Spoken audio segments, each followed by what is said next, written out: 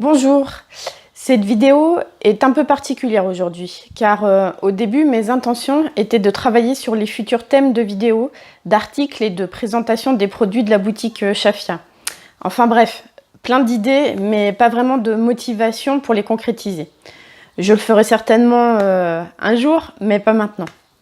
Maintenant, j'ai envie d'autre chose que d'intellectualiser ce qui nous entoure ou mes propres émotions et sentiments pour pouvoir mieux les comprendre et les assimiler, mais surtout pour les maîtriser.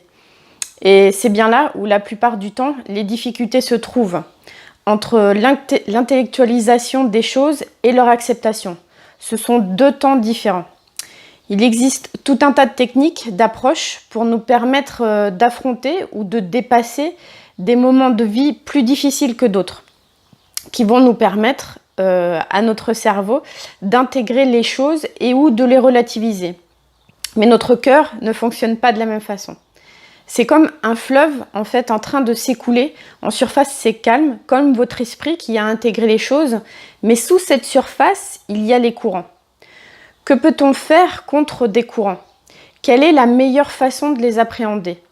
La colère, la haine, la tristesse, la jalousie, le mépris, l'arrogance et bien d'autres sentiments ou émotions font partie de nous, c'est en nous. Ce ne sont pas des choses anormales, bien au contraire, elles ont une raison d'exister. Ces courants-là ont une raison d'exister. Comment le fleuve irait à la mer s'il n'existait pas? Pour ma part, je dirais qu'arriver à les identifier en moi, les comprendre et les accepter, c'est pouvoir m'amener à la mer des sentiments et des émotions des autres et à les respecter comme tels.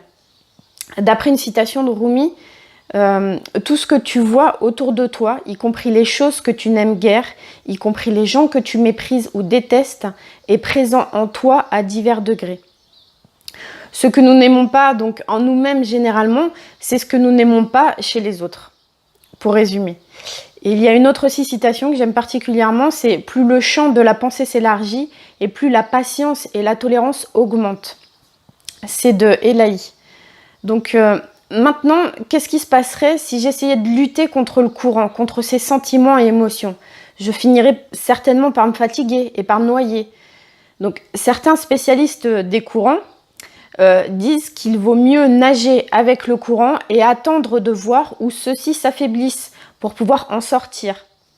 Et c'est peut-être là que réside la clé. Trouver la meilleure façon d'accompagner nos émotions, nos sentiments les plus obscurs pour ne pas se noyer avec. Quelle sera votre façon? Quel sens allez-vous donner à ce que vous ressentez? Qu'allez-vous apprendre de cela? C'est ce qui a donné naissance en fait à cette réflexion. Mon manque de motivation à intellectualiser les choses pour me pencher sur mes émotions du moment et dans un second temps, comment les appréhender pour en faire quelque chose de constructif, d'utile à moi et aux autres. Donc voilà, vous pouvez retrouver l'article correspondant à cette vidéo intitulée « De l'art de ne pas se noyer ». Et si vous avez des questions sur la gestion de vos émotions ou la compréhension de ce qui est en train de vous arriver en ce moment, n'hésitez pas à prendre contact avec moi. Je vous rappelle que la première prise de contact pour un coaching en développement personnel est gratuite, car c'est durant celle-ci que l'on va pouvoir identifier ce que vous voulez et savoir si nous pouvons travailler ensemble, car c'est un travail qui se base sur un rapport de confiance. Donc surtout, n'hésitez pas. Voilà, donc prenez soin de vous et je vous dis à une prochaine vidéo.